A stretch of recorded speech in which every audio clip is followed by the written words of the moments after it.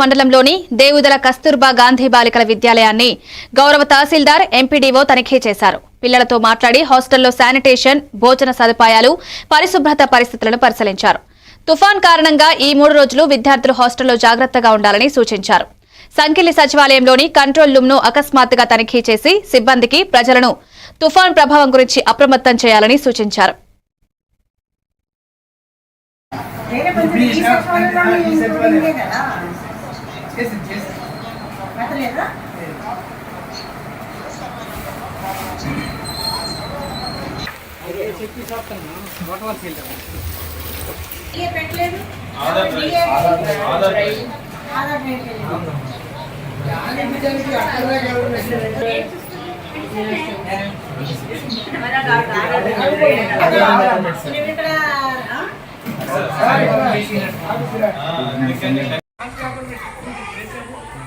కానీ అందరూ కూడా చుట్టూ ఉండేవాళ్ళు ఆ టైంలో ఎలక్ట్గా పని చేయాలి.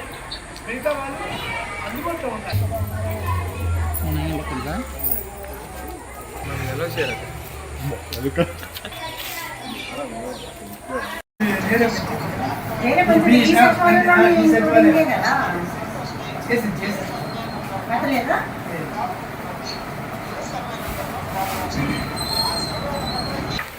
చెప్పి